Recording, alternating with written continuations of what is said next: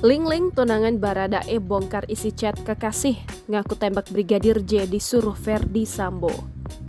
Sosok Ling-Ling tunangan Baradae akhirnya muncul dan membongkar kisruh sang kekasih terlibat kasus pembunuhan Brigadir J. Sempat dirahasiakan, tunangan Baradae atau Richard Eliezer Ling-Ling akhirnya muncul menanggapi kasus yang tengah dialami sang kekasih. Wanita diketahui bernama lengkap Duce Maria Angelin Kristanto itu rupanya rutin menjenguk Baradae di tahanan. Kemunculan perempuan yang akrab disapa Ling-Ling ini pertama kali dibagikan dalam YouTube Kompas TV Pontianak yang dipandu host Niluh Puspa pada Selasa 13 Desember 2022. Berawal Niluh Puspa yang menanyakan terkait komunikasi dengan Baradae kepada Ling-Ling. Ling-Ling mengatakan terakhir berkomunikasi dengan sang kekasih setelah sidang terakhir melalui handphone pengacara Baradae. Lebih lanjut, Ling-Ling menceritakan bahwa skenario kasus pembunuhan Brigadir J yang dilakukan oleh Baradae.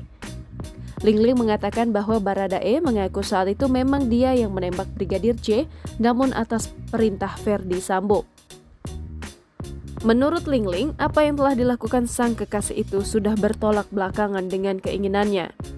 Namun itu perintah Ferdi Sambo, Baradae terpaksa melakukannya.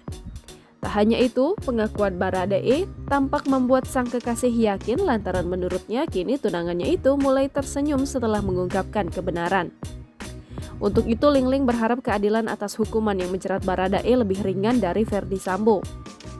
Namun dilanjutkan Ling-Ling bahwa Baradae siap mempertanggungjawabkan apa yang telah diperbuatnya. Sebagaimana diketahui, Baradae adalah salah satu terdakwa kasus pembunuhan Brigadir J yang paling jadi sorotan.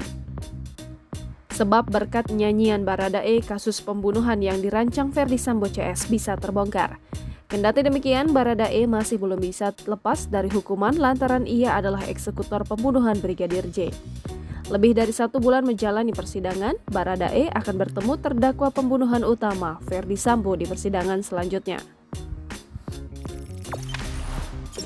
Jangan lupa subscribe, share, komen, dan like ya!